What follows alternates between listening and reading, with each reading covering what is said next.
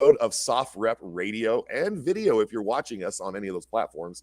My name is Rad, and I am the host, and I have a cool show today. So I'm going to be talking about psychedelic treatments, and I have a special guest, and that's for military veterans and those who suffered from some severe post-traumatic stress disorder and are looking to find another outlet. So I've got Jesse Gould here, and he is a former Ranger with the United States Army. And Jesse, go ahead and do a little more introduction on yourself, please. Tell us a little bit more about your Rangerness, sir. Yeah, absolutely. And pleasure to be here, Rad. Glad to join you around the fire in the background. So in terms of the military career, I actually joined after going to college, enlisted, went in through Ranger, ended up at 1st Battalion, 75th Ranger Regiment in Savannah, Georgia. And then over the course of my military career, ended up being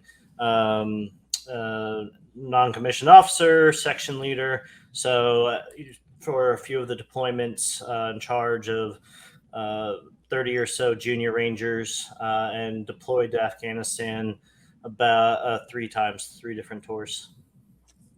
Let me ask you something. When you go out on a tour as a Ranger in Afghanistan, are you going out for like a year at a time, or is it like one of those 90-day spins? Is that? Tell me how that kind of went. Yeah, so a little bit in between. So Ranger has been one of the most constant deployed sort of units. So there's 3 Ranger battalions, and at any given point, one of those battalions is always overseas. And so they each stint is about 4 to 5 months. Sometimes they can be longer, sometimes they can be a bit shorter, but generally it's on average there. So essentially half the year you're training, and then half the year you're deployed, and you just rinse and repeat every year. So it's not uncommon for Rangers who have been in for quite a while to have 15 to 20 combat deployments under their belt, which in comparison is pretty wild. Right, because if that was even in a full year's length, like what the average, like maybe airman that deploys to a base, to maintain the base and everything for that year, you're fast. You guys are high speed and just moving fast and constantly going into whatever mission is put in front of you, right? And it has to be done with surgical capabilities where you guys are just going in. So your mind is constantly thinking, and you have to always be like aware of everything. And what I'm getting at is, what you do is you work with soldiers who have been through that and who have been spun up real fast as Rangers and Special Operation Forces. I used to say, hey, you got to go do this right now, and you got to do this. And all of a sudden there's like a concussion from a blast on the door that they had to use or anything like that. And now they're dealing with maybe like a traumatic brain injury from such situations and the stress of those combat deployments. 15 5-month deployments. That's a lot, because Rangers are going in and just hitting it, right?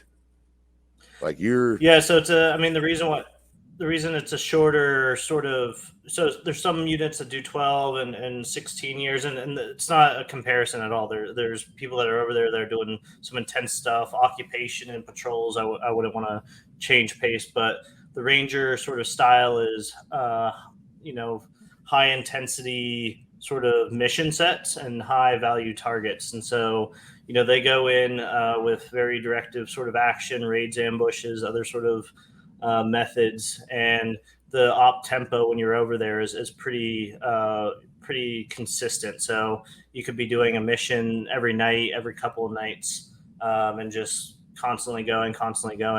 And so it's pretty intense, but, like a lot of other special ops too, the training is often even more intense, because the whole idea behind it is to put you in situations where, if in the worst case scenario, you're going to be fully prepared, right? So you have training like, the selection process in itself is very intense. Training like Ranger School, which is a big sort of multi-month thing where you're just not sleeping, not eating, and still doing missions. Like all these like do their own wear and tear. And then be even at home, just doing the ranges, all this training, it's like sometimes the deployment's actually a little bit of a break, because you're just doing your job and there's not much else. So it's just being in that lifestyle, it's very intense. It can be very hard on family. So I guess So where I'm going with that, on a Jesse. side Oh, note, go ahead. the internet's a little bit unstable. Is that on my side, or should I try to move? It might just if you're are you having issues right now? Because I I'm see it not, but fine. You it seem like to be moving. okay, your picture on Is a my little screen is a frozen. little bit blurry, so yeah, just if that's not going That's to come okay. through on the recording, then okay. Yeah, and even if we're out there and you know, it's just the way we live in this world today to try to get an interview of such, you know, awesomeness to happen. You know, I'm cool with rolling with these punches. What I want to lead though is I'm going to keep this all in here, and it just shows that we're real. You know, like we're actually having these conversations about you getting spun up, you and your men, and you know, all of those rangers and everybody attached to those units are getting spun up and going off and doing these missions, and then you come home and there's no more spun up. Then what?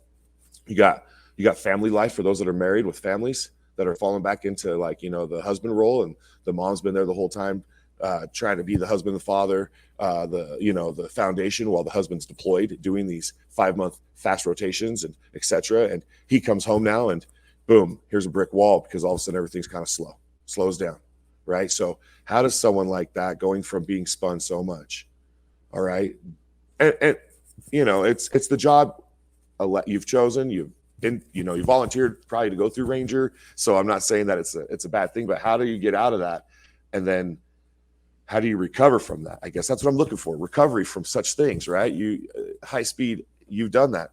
Tell me how you've decided on recovery and what you can do to help veterans listening right now that have done that and reach out to you, please, Jesse. Well, yeah, I mean, it wasn't a decision. I just, like many other veterans, Ranger, non-Ranger, I hit walls when I got out of. I think when you're in that lifestyle of high pace, you're going so fast, you don't have time to sit down and realize sort of the toll it takes or the damage that can happen, because you just have to go on to the next. And then in the meantime, oftentimes the families are suffering because they're just seeing somebody that becomes more and more either detached or just very regimented or emotional and with outbursts. And so, and then when you get out in the civilian world, it tends to be sort of a slower pace, but also a much different pace. And so that's when a lot of times when people really struggle, I mean, they might have already struggled in the service, but a lot of times the hits the fan when they're out. And so that was sort of the same with me. I was in a finance job and kind of that 9 to 5 life, and it was just when a lot of the issues that I was pretty good at ignoring were really coming to surface and hitting me pretty hard. And so just drinking too much, just a lot of depression, anxiety, you know, the checklist of the stuff that we all go through. And, you know, I was just like, what's going on? And I tried certain things like exercising and changing lifestyles and habits, and helped a little bit, but it still couldn't get me past this sort of barrier of just, you know, feeling bad or just, you know, the dark cloud is couldn't get past it. How to And feel, so trying to maybe go it through the seems, huh? VA. Like how to feel. Yeah. It was just like, for me, it was just unhappy. It was just like the world was bland, and it was just like kind of going through I was doing well on the outside, but it was just like there was no gratification to it. It was just like the world was kind of like, when I was really depressed, the world was gray. And like I said, I was just drinking too much, and that was just causing all sorts of fluctuations and bad health decisions, you know, the normal sort of list there. And, you know, when I went to the VA, it was just kind of the straight path to whatever medications. And, you know, I wasn't really interested in pursuing that route at that point. I was just like, I got to figure this out. It's not just suppress it with something else other than alcohol. It just seemed like another sort of like way to avoid it and not counteract it. So fortunately, around that time, I heard about ayahuasca, the psychedelic that comes from the South American Amazon. And, you know, at first I heard it, not a drug user, never had an interest in psychedelics. And so I just kind of like cast it off of like, okay, more people doing drugs. Awesome. But for whatever reason, it sort of stuck in my head because I heard these stories of people actually overcoming some of their issues, some of their traumas. And I think I was just at that point of I needed something, and there really wasn't any other option other tools in the US or in the Western sort of mind frame. And so I was just like, all right, well, whatever I'm doing right now is not sustainable. So why not? Let's give this a shot. Like if I stay on this path, it's not going to end up well. So let's give myself the best chance. So I went there and pursued this ayahuasca retreat. Say that again. Ayahuasca. Is that what you're saying? Ayahuasca. There's an A in there, right? It's ayahuasca. Is that right? Yeah. Ayahuasca. Ayahuasca. Ayahuasca, and it's from the Amazon, and it's probably been around for a long time because tribes and the culture of the Amazon, prior to smallpox coming through from explorers, was thriving with cities of gold, and they probably were like, we know this is something that we use. Maybe shaman would probably use something like that. Would you maybe agree with that? Yeah, absolutely. So it's hard to find, the specific origin and evidence because a lot of the culture, their tribal communities, there's not a lot of like written language in some of those communities, but just from some historical records and what we can kind of dictate, it's been used for thousands of years at its core. So for people who don't know, ayahuasca is a combination of two plants. It's a vine that's found in the Amazon and a leaf. And when those are like boiled together, boiled down, it creates this thick sort of drink. And then when you drink it, it brings this psychedelic sort of state that lasts about 4 to 5 hours, and it can be very intense.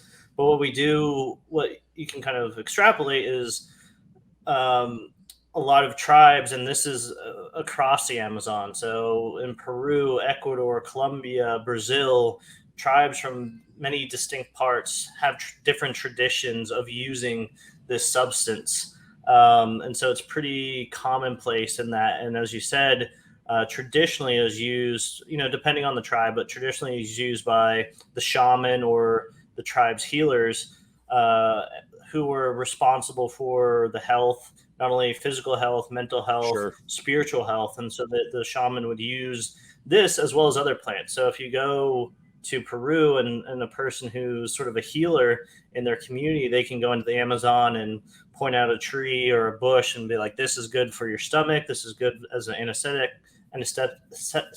sorry. And sure. then the ayahuasca really had the spiritual mental health sort of component to it.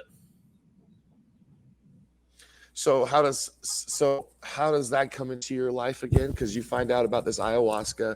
You've been going to the Veterans Administration Hospital, which is what the VA stands for those of you listening and maybe didn't know what VA is. The VA is referred to as just a hospital for veterans that get to go to have health benefits. And there's nice people there. And I just want to let some people know that, it's not all so bad at the VA. Like they did help my father, my grandfather, but there's just some handcuffs on the doctors and the staff there to be able to provide treatments. And I think that if the VA was to actually holistically look at the situation and incorporate certain things and try some things federally, it might benefit us as a society at the VA to not have, because you have to go somewhere else to do this. If it was just at the VA, we wouldn't be saying the VA is not helping provide this. And the VA could very well provide this. They very well could provide this. I just want to be clear about that. Yeah, I'd be hesitant in terms of like an ayahuasca ceremony. I don't know if I'd go to the VA, but they can provide like better modalities, and they're starting to get there. Right. And to your point, there's amazing people at the VA, and I don't want to discourage people from going there. But it's like everything else. You should be informed and know what tools are out there so that you go into that prepared. And like you said, the VA is handcuffed. It's a federal organization. It's a slow-moving bureaucracy.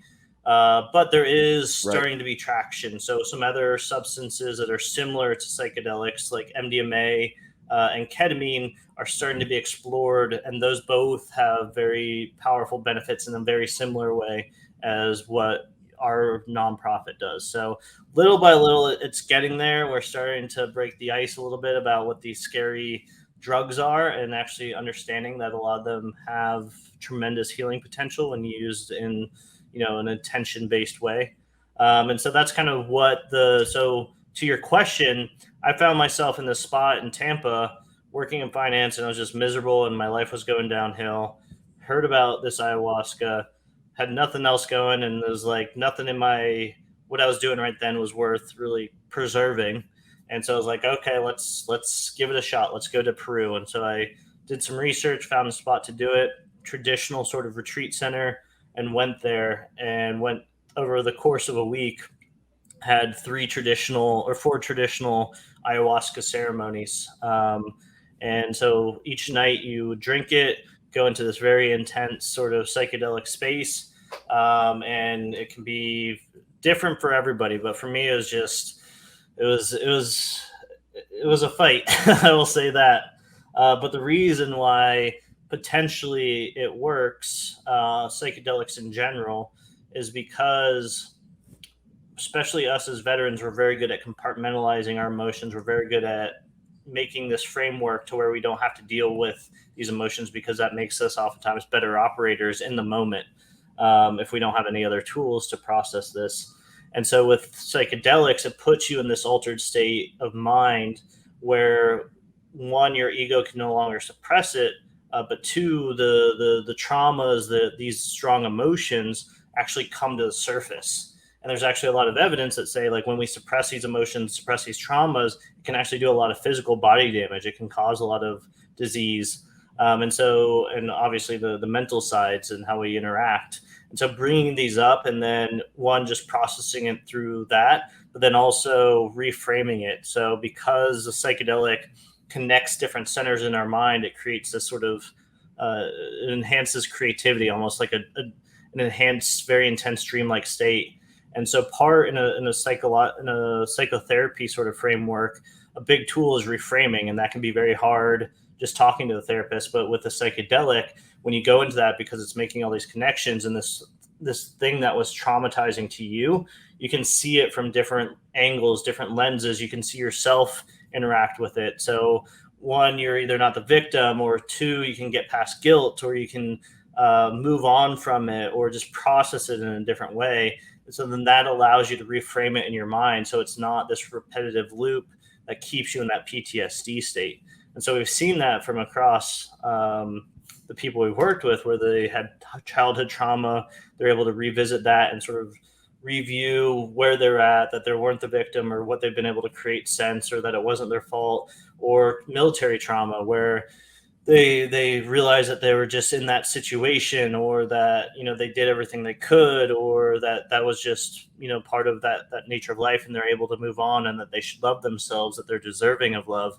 And so all these things can happen. And so for me, a combination of that and just processing this, I came out of that week just, a new man, without all that baggage I'd been carrying, that I didn't even know I was carrying. And it took a while to process, because it's so ineffable. It's so hard to understand, and in sort of a descriptive way, but I definitely felt better. And things that bothered me before, like major anxiety and depression, just no longer had as much of a hold on me.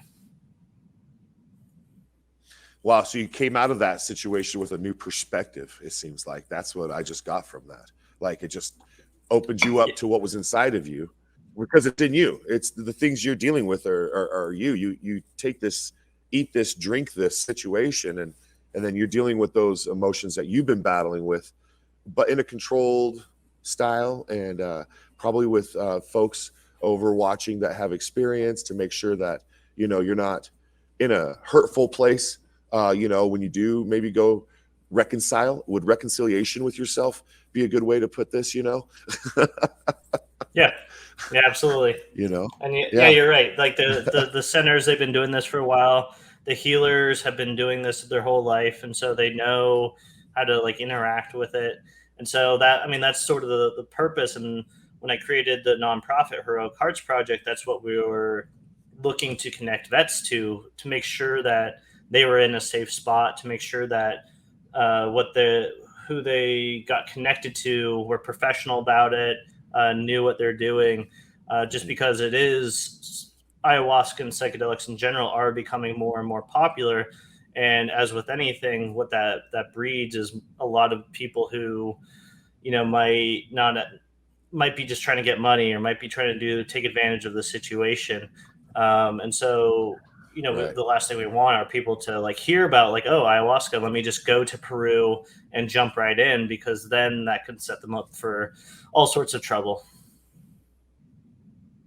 Yeah, it's kind of like, doing other things. I've talked to people, they've maybe done peyote, but in a respectful way, with, in the right settings. It's like there's proper ways to take some of these different things and to find your what helps you. And so I would imagine it needs to just have, there's got to be some side effects, right? I'm not trying to sell this as like this is all, hunky dory. Is there anything that should be concerning with, someone who does want to just go jump right into ayahuasca or what, licking a frog? Don't do that.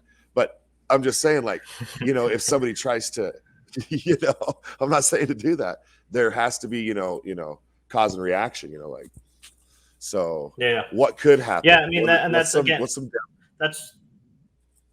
that's why we set up Heroic Hearts Project, is to make sure that if people go into this, one, we do harm reduction kind of stuff. So if you're on certain medications, if you have certain medical conditions, mental health conditions, then it's possible psychedelics in a broad spectrum might not be the best bet for you, or could actually be very dangerous. They interact pretty dangerously with certain like antidepressant, SSRIs, all that kind of stuff. So that's one sort of consideration. Two, what we provide and what we encourage is that if you're going to do this, take it seriously. It's not just about taking, some tabs of acid or just going in your basement, taking all sorts of mushrooms. Some people that helps, but you're also adding towards the uncontrollable properties. And so what we try to provide is the more control you have over it, the more control over the uncontrollable. Like you can't control the actual process, but you can control the environment, the set and the setting, and you can make sure that you're there doses? safe. Doses, right, like all the that kind of doses, stuff. maybe Just because, correct, because somebody eating all of it is not the way to go. It's no, like you absolutely probably not. just And need if they to have right. exactly, because we hear that like pretty regularly, like the bad trip, right? Or people like took too much mushrooms or this or that, and then they like freaked out or ended up in the hospital. All of that, like I'd say high 90% of that is completely manageable. Generally speaking, most of the time we hear this bad trip is because it wasn't a controlled environment. They were out about at like a loud concert. They didn't have anybody to sit there, so they're in a group that was uncontrolled, and somebody freaks out, then that spreads. So if you are doing this, you want to have people there that are sober, that can kind of control. And if you start having a really hard time, they can calm you down and remind you to breathe, remind you to some certain techniques. Just having the knowledge that you're in a safe spot just really allows you to let go as well. But it's also, Sure. like I said, for certain mental health issues, if you're very extreme on certain sides like PTSD or bipolar, and what people need to understand is psychedelics are powerful, and that anything that's powerful is not without its own risks. Generally speaking, in terms of actual like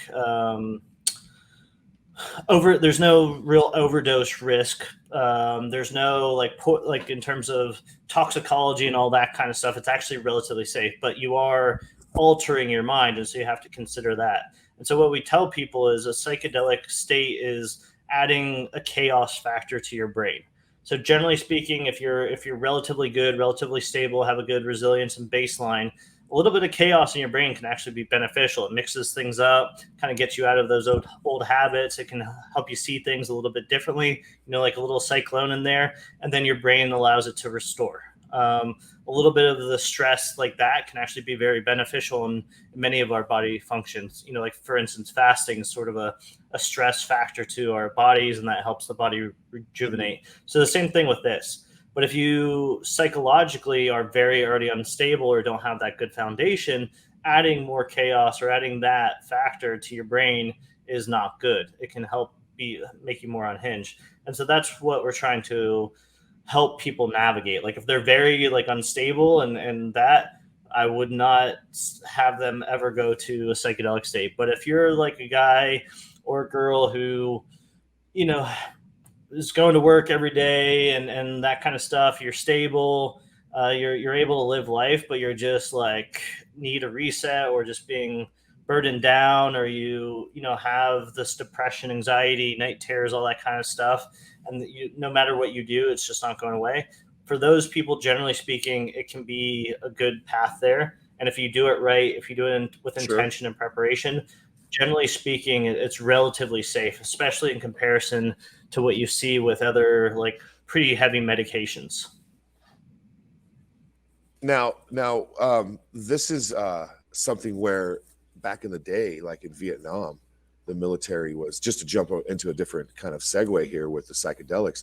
They did there's this movie called Jacob's Ladder, and it was about like introducing psychedelics to combat veterans in combat. You know, here we are talking about, you know, the right place and the right time to do these things. Is that the right place and the right time to try to? And do you know anything about that? First of all, I'm not trying to like trick you or get you anything. It's called Jacob's Ladder. And you can look that up. And I haven't. You know, they introduced psycho. I haven't heard of that.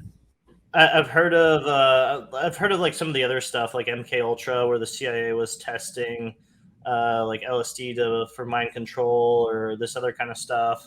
I know there's like the military is like the men who stare at goats. Like I know there's a lot of like crazy and wonky stuff. I forgot about that. I that. haven't heard of the one of them in combat, but absolutely not. So like what psychedelics do is they make you very sensitive on all sensory bases. So if you're in a bigger dose of whatever the psychedelic is, it heightens your sense of smell, your sight, your hearing, your emotion side of things. So even being, you know, if you've ever been next to somebody that's very anxious or sort of one of those like emotional vampires, and it just exhausts you to be around them, that would be like tenfold if you're on psychedelics, right? And so if you're taking this while in combat, that's just making you almost like you're opening the fire hose valve of like taking in all this stuff, of these negative sort of pictures and feedback and all that kind of stuff. So I mean that would be even more traumatizing, I would imagine, than just even experiencing it in the sober state. And so it's sort of so I'd never say that, because I would never have that of like taking a psychedelic there, just because then one, you're distorted. Well, that's where like they're giving it to them. Right. Yeah. Here you are, you know, being this first 75th range guy, and all of a sudden you're just in a program. They're like, drink this cup of water. You're just like, okay, it's a cup of water. Yeah. And then, you know, that, you know, just to see if, I bet, you know, and I'm just talking level here. This is fun convo on this. Is I just want to see if you would see the bullets going past you, like in the Matrix. Like you're just so aware. Like if it does heighten your senses and does heighten your smell and your hearing and all these things, if it you know, swell up a little bit of your brain to make it more, Inception, you know, like, and I just not me. This is just something that one of my social media fans had reached out and asked if I would reach out and say, hey, ask about Jacob's Ladder and if he knows about that and how they introduced that to the combat troops during Vietnam. And so that's why I brought that up. I should preface that too by a question off the internet. But, yeah, I mean, it's a valid question. And like, so, I mean, in the sense of like, for instance, you're in, like, let's say you're in ceremony, just kind of give people, it wouldn't be like the Matrix, like you can see bullets and all this kind of stuff, but it is like, if you're in ceremony, you might, if there's a noise outside, it might be extra loud, or even like a small can, like generally ceremonies happen at night, because even like a small flicker can seem like a lightning burst or something along those lines. So the problem with the psychedelic in terms of like, it does enhance the senses, but it's not in sort of a sober state. So it's not like you're bringing in, the data is all coming in differently than what we normally in a conscious sober state take it in. And so even if you have the heightened senses, it's not that you'd be able to process that same sort of input in the same sort of style. But that being said, there is some precedent of people microdosing. Again, it's not going to be to that degree, but people nowadays microdose psilocybin or LSD often, sometimes others, And, they note that it either increases their attention, for some it increases creativity. So there is sort of this heightened state, and it's microdose, so it's not to a level that will sort of put you in that hallucinogenic state. So there is some sort of degree. I'm sure there's going to be research around it and see what the dynamic of that is. But if you look at brain scans of people on psychedelics, it shows that it enhances how many spots of your brain are lit up. And that's one of the reasons that we also think on a physical level that it could be beneficial. There's a lot of evidence that it might actually heal the brain on a physical level, because there's some evidence that it increases neuroconnectivity and possibly neurogenesis. So possibly creating new neurons and then increasing their connection around the brain. I'm sure that there's somebody in Israel at a hospital that's conducted these experiments, because they have such an open understanding over there about like exploring alternative medicine, that we call it here in the US is alternative medicine. So over, I can only imagine them putting you into like a MRI, right? And like before and after, and just watching the whole data going down, hey, I have to say, I was in this TV show called Firestarter Rekindled for the Sci-Fi Channel. I play the character Andy McGee for Stephen King's TV series. And so my daughter is the Firestarter, okay, just to let you know this. And the whole show is based off of me and my wife meeting in the Lot 6 experiment in college, where we just go into college for $75 and get stuck with whatever or eat whatever. And next thing you know, it is it's called the Lot 6 experiment. And so me and her, we mate and have a fire starter child with extra super capabilities to go around with her mind and lose fire. Go ahead and, fact check me on that. I dare anyone. So you'll see that. And so I'm just saying, it's just been around. I mean, the premise of that whole story of Firestarter, right? It's very superpowered, taking a lot of experiments. That was back then. This has been going on quite some time. And I just noticed that I just put the two together, honestly, just now on our show. I was like, wait a second. I did this show where I played this character, and here we are talking. Now, we have a friend, Dr. Martin Polanco, right? Are you familiar with Martin? Right? And he's running. So Martin. Yeah. Go ahead. Yes, Martin and I have we kind of been talking for quite a while. So a lot of this we started in 2017. So this past April was our 5th year anniversary, and a little bit after that, or around that same time, Martin, who has been doing Ibogaine for a while, he started noticing in some of the vets that he was serving that there was, with the Ibogaine, different psychedelic that comes from a tree bark from an African tree. So different experiences, but works on the same concepts. So he was noticing that it was being helpful for PTSD as well. And so, I was starting Heroic Hearts Project. I think we officially got introduced around 2018 or 19. And so he was, around that time, I think 2019, they really started ramping up working with Navy SEALs. And so just kind of talking to each other, sort of comparing shop notes of like, hey, you're doing this. Hey, what are you studying? All this kind of stuff. Because there really wasn't anything out there beyond us ourselves and Martin working with vets with this to this degree with this. There's studies with the MDMA and stuff, but in terms of these private sort of entities, and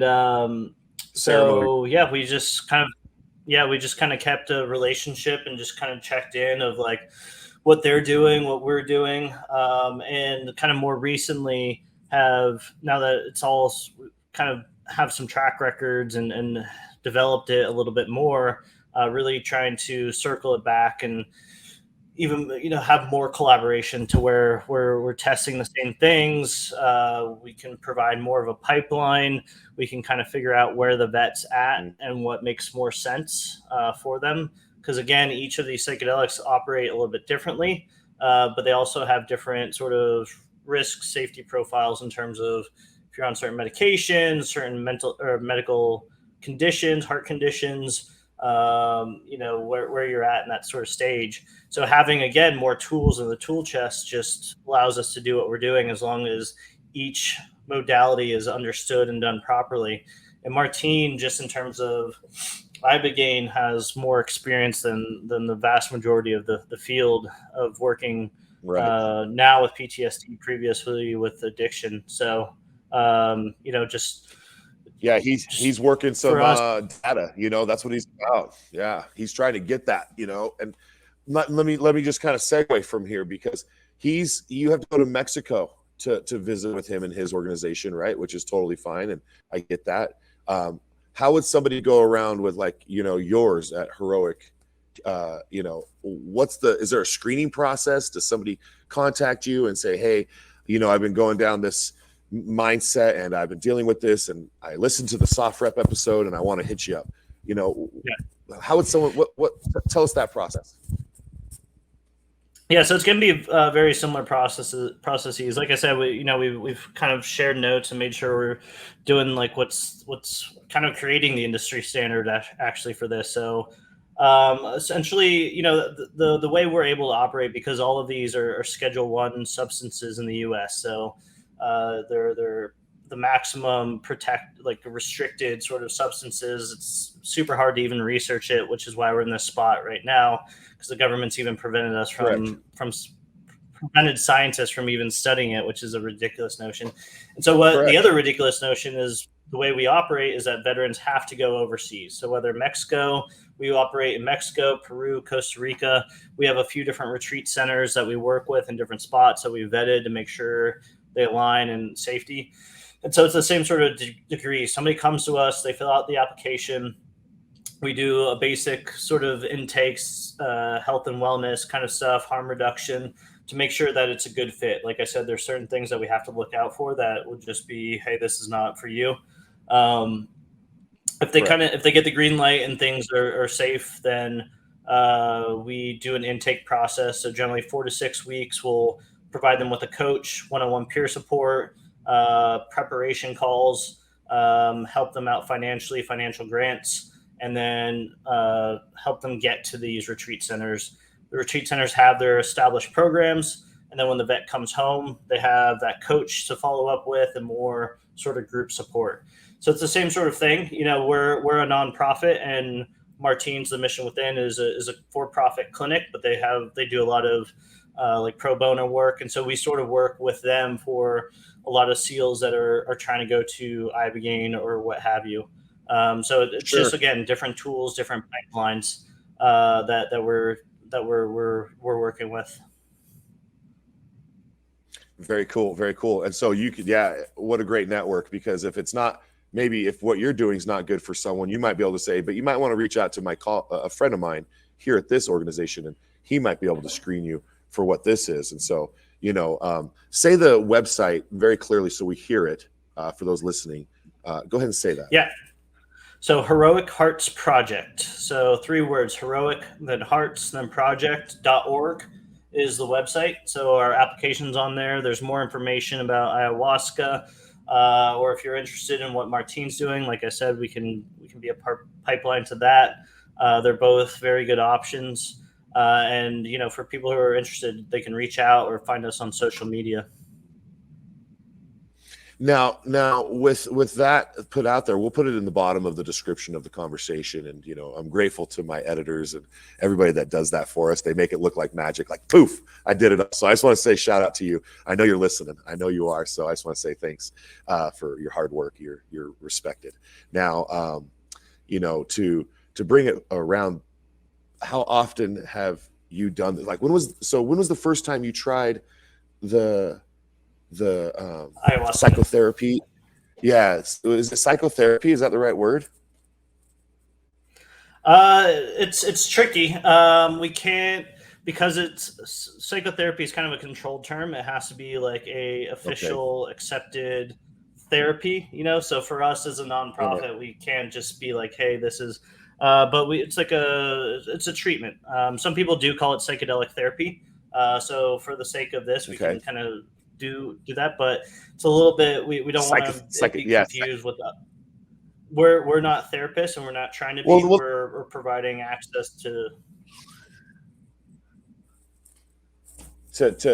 recovery and to reconciliation. Yeah, exactly. That's what you're offering, a different alternative. You know, some people like to fall down mountains. You know, trying to find that. Eventually, we want to get it to like dopamine. A therapy sort of designation. It's going to get there. It's already getting there, like MDMA, assisted psychotherapy, ketamine. So we're not there yet with all that, and it's just sort of semantics, but we want to be careful with terms so that people don't get mistaken. But I went to my first ayahuasca session in 2017, and generally speaking, and that was big. That was enough for me to work with for quite a while. I have gone back, partly because of the nature of this work, that we have to vet new centers that we do. And so that involves me going into ceremony. We'll never send anybody to a ceremony or to a new practitioner that we haven't test run first, just to make sure that we know what's going on and how they're operating it. And so for people, the question we constantly get is like, oh, how often do I have to go? Do I have to go monthly? Do I have to go yearly? And this kind of works differently. We have to get out of that concept of this medicated model. It's kind of more having better understanding of what your body needs and checking in with it. So, you know, for me, I did go back for personal reasons. It was more to do a deeper dive. So the first one, I got a lot of stuff out, but there was a lot deeper that I needed to go, some other stuff that I needed to kind of suss out. And that really helped me out. And so for some people, it's kind of that. Some people can just do one of these psychedelic modalities and hit the ground running and never look back, never need it again. Other people might need to sort of do some deeper dives. And so generally speaking, we say it should space out though. People should wait at least 6 months to a year, preferably a year, after a major psychedelic dose like this, because there's so much to unfold. It takes time for it. And the big thing about this work is the psychedelic part, the actual experience, is just one part of this. The bigger, more important part is the work that's put into it. So that's the preparation, the lead up, but then what we call integration on the tail end. So the psychedelic can kind of like shake things loose, reset, help you change your perception. But if you don't incorporate those positive changes into your life, if you don't actively make good habits after that, then you're wasting a lot of the experience. It opens you up to, they call it neuroplasticity. It opens you up to having new positive pathways, but you still have to do that. You still have to wake up, go to the gym. You still have to eat right. You still have to lower your alcohol or whatever consumption. If you don't do that, then you're probably going to go back into the old patterns, the old sort of ways of feeling. So that's really what we like to emphasize, is that it's fine for some people to go back, make sure you space it out, and make sure you know what you're doing and why you're going back, so that it doesn't just become I'm just taking psychedelics for whatever. But a big part of it is on the individual, of like, what are you incorporating into your life to actually make it better? How are you using this advantage? Right. And so having to go to Costa Rica and like these other places, they seem to allow this. I mean, that's pretty progressive of them. Has that always been legal to do these things over there? Have they always been just a believer in this style of healing? Is that what it is? What do you think? So each country has different laws, and it really depends on where they're coming from. So for instance, with ayahuasca, the reason you can do it in Peru is because it has an indigenous tradition, and that kind of stems into Costa Rica too. Costa Rica tends to be a little bit more open to these things that have sort of ceremonial sides of things and natural. The same thing with, even though it's a little bit tricky, but ceremonial use of mushrooms, psilocybin mushrooms in Mexico, because it has a lineage dating back. Yeah, psilocybin dating back.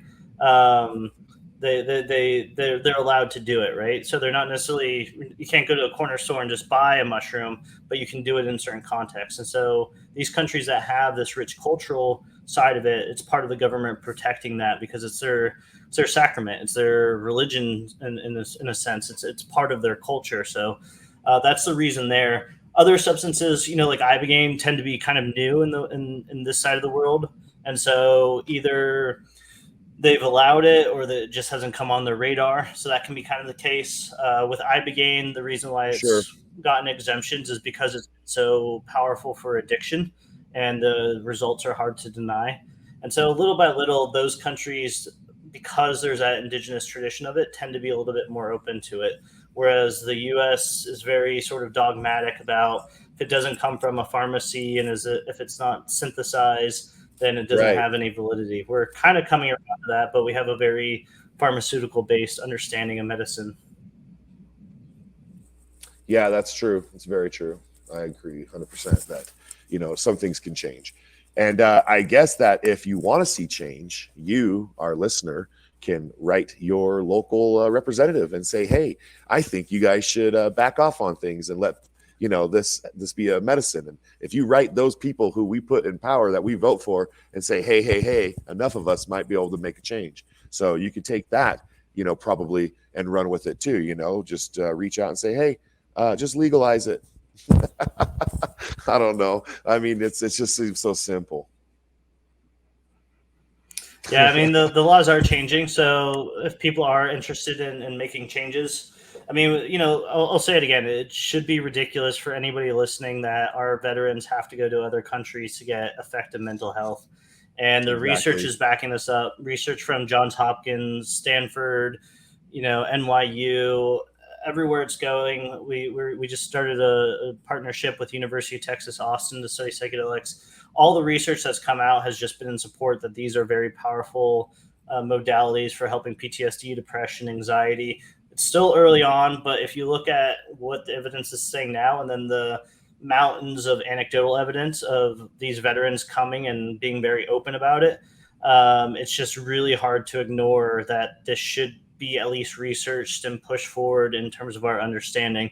And so the fact that veterans have to go overseas should be, embarrassment to anybody that realizes that. But there are a lot of local decriminalization movements in different states, research bills. Utah just passed a research bill. Texas passed a research bill. California is looking to decriminalize. We just passed a bill in Connecticut, which will push for research. Mm-hmm. So, and actually having veterans go through these. So if you're interested, there are, just find out locally of how you can help, because more voices pushing members of Congress and the Senate, or members, state and federal Congress can absolutely change this. And honestly, if you have a city council member, I want to be clear, you can talk to that person, and that person talks to other people in their chain of command all the way up to the governor. Those are the people. Like, if you can reach out to your local city councilman and say, hey, why doesn't our hospital here locally help with this? Maybe they can send it up the chain. There's people that you can help. And like you said, I'm in Utah. That's cool that Utah has passed a bill that you just told me about, that to allow research. Okay, it's kind of a weird state. I would never think that, I was like, pass a bill to have more wives, maybe. But